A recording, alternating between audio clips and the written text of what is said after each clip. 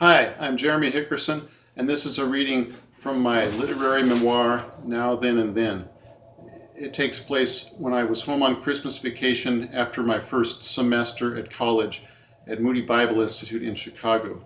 I came home to Portland, Oregon. My parents had enrolled at Multnomah School of the Bible, both my dad and my mom, and then the next year my sister did as well, and I did as well the following year. But at this point I was going to Moody.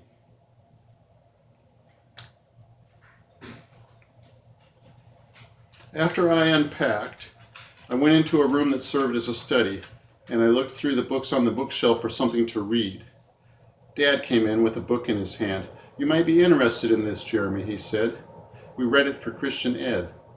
He handed me a new-looking, fairly thick paperback with a classy highbrow picture on the cover. It was How to Read Slowly by James Sire.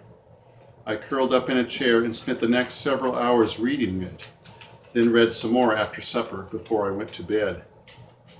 Out of nowhere, a new world opened to me, the world of literature, whose existence I had never imagined. Sire described how he had holed up in his car for a few days while on a break from college and read nonstop. Such an idea was shocking to me and appealing. I could never do that, could I? But I wanted to. This was art for art's sake, no other justification needed. You didn't have to make a living from it. You didn't have to be part of the corporate or even Christian establishment world. You didn't have to use it to serve God or advance his kingdom in some way. Sire talked a lot about Saul Bellow, an author I had never heard of, but whose distinctive name now caught my attention, and a novel called Mr. Samler's Planet, which sounded weird but interesting. How had Dad gotten a book like this at Multnomah?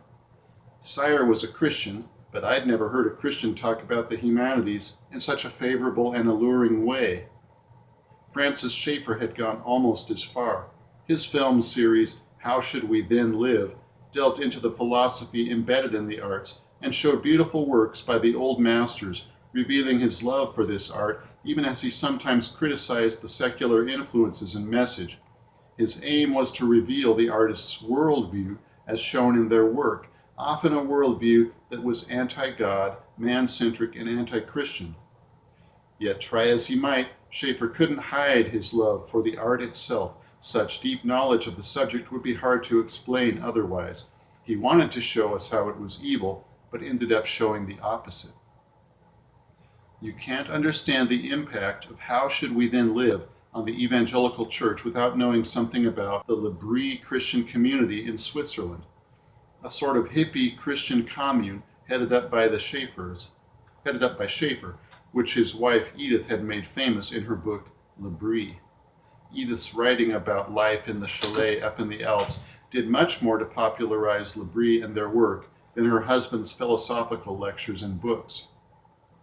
I had seen L'Abri on the coffee tables of some of my parents' Christian friends and on display at the Christian bookstore. We had a copy at home.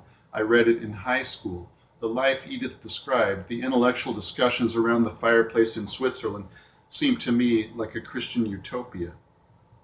Francis was the intellectual, and the idea of this appealed to me, but Edith's book painted the whole picture and was what really pulled me in. There was a hand-drawn map of their neighborhood at the beginning with pictures of the various chalets that reminded me of the map of Middle-earth in The Lord of the Rings. The back cover had a picture of Edith sitting on a hillside, an open Bible in her lap, with a chalet, evergreen trees, and a massive snow-covered mountain in the background. The text below it read, "If you were to come to L'Abri in the postal bus, by scooter, or hiking with a knapsack, you would wind up in the Swiss mountains, high above the Rhone Valley. You might find Edith Schaeffer preparing a Chinese dinner for 75, with all the spatial touches reminiscent of her childhood in China, or you might meet her coming from the fields laden with bobs and mountain flowers, full of ideas to decorate the chapel for an afternoon wedding. Or perhaps you would see her after a day's hiking with her husband, Dr. Francis A. Schaeffer, deep in conversation with a group of young people, sharing with them the excitement and reality of the infinite personal God." Contrast that evocative description of their work to her husband's dense, academic-sounding prose in the foreword. This book and my books form a unity. The work of L'Abri has two interrelated aspects. First, there is the attempt to give an honest answer to honest questions, intellectually and upon a careful exegetical base. My books, The God Who Is There, Escape from Reason, and Death in the City, are directed to this aspect. The second aspect is the demonstration that the personal infinite God is really there in our generation. When 20th century people come to L'Abri, they are faced with these two aspects simultaneously as the two sides of a single coin. Now, in this book, this second side is presented. I had read or tried to read the three books Dr. Schaeffer listed.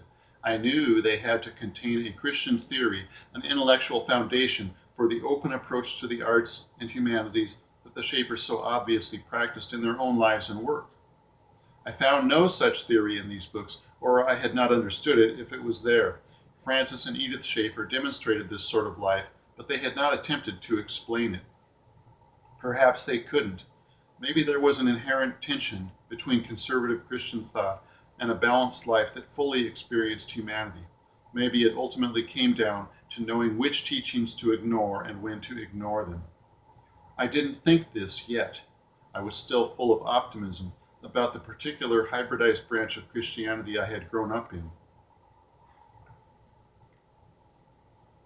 The Schaeffers were well known in evangelical circles. They were very much at odds with the rest of the culture, but we couldn't get enough pictures of Francis with his goatee and knickerbocker pants. They offered us a glimpse of Christianity that was new, fresh, and open to anything.